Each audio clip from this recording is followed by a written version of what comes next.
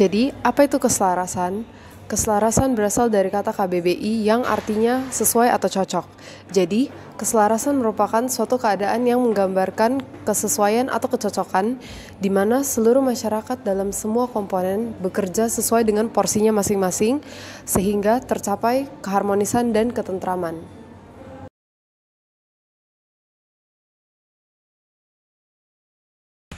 Kemudian kita masuk ke dalam fungsi-fungsi dari nilai kesalahan itu. Fungsi pertama yaitu sebagai nilai dasar seseorang dalam bertindak di dalam masyarakat. Nah, pastinya seseorang harus bertindak sesuai dengan kedudukan mereka dalam masyarakat itu untuk menghindari terjadinya perpecahan atau ketidakselarasan dalam masyarakat. Kemudian fungsi kedua yaitu fungsi sebagai tuntutan pencegah konflik. Nah, fungsi nilai kesalahan ini dalam mencegah konflik sendiri adalah seseorang harus mementingkan kepentingan bersama daripada kepentingan sendiri agar terhindurnya konflik terbuka dalam masyarakat itu.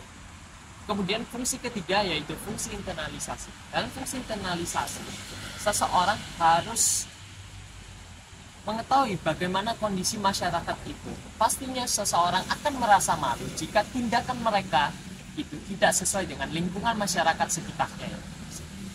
Kemudian fungsi keempat yaitu fungsi nilai-nilai keselarasan sebagai nilai sikap-sikap etis. Nah, sebagai sikap-sikap etis ini, itu intinya adalah seseorang harus bisa menerima apa adanya lingkungan masyarakat sekitarnya dia agar bisa hidup dalam keselarasan dengan lingkungan itu sehingga tidak terjadinya konflik di antara masyarakat yang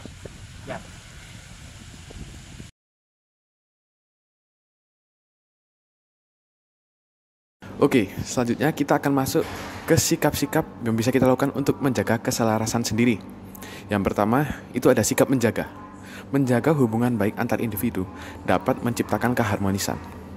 Yang kedua adalah sikap mematuhi.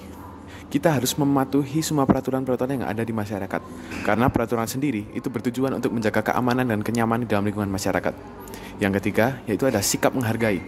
Menghargai hak dan kewajiban setiap individu, supaya tidak ada rasa dicurangi dalam masyarakat, dan keharmonisan dapat terus berjalan. Dan yang terakhir, yaitu adalah sikap menghindari. Menghindari apa aja sih?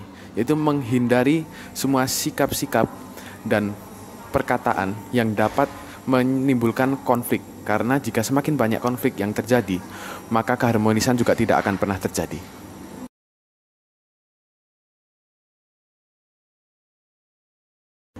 Nah, selanjutnya kita akan masuk ke faktor-faktor yang dapat menghambat keselarasan sendiri. Nah, yang pertama ada faktor teknologi. Teknologi yang semakin berkembang seperti media sosial menyebabkan berita-berita hoax semakin mudah tersebar, sehingga maka akan timbul konflik-konflik yang akan menghambat keselarasan. Yang kedua, ada faktor kreativitas. Semakin orang ditekan untuk berkreativitas, maka dia akan memiliki pemikiran yang lebih liar dan juga lebih out of the box. Ini sendiri sudah berbanding terbalik dengan prinsip keselarasan sendiri. Yang ketiga, ada faktor kesenjangan sosial.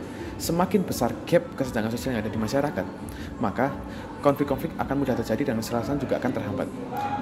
Yang keempat, ada faktor intoleransi. Indonesia yang merupakan negara multikultural membutuhkan toleransi yang tinggi. Jika tidak adanya toleransi dalam masyarakat, maka konflik-konflik akan mudah terjadi. Dan yang terakhir adalah faktor pemecahan konflik. Karena di era zaman sekarang, pemecahan konflik dengan cara damai itu sudah sulit.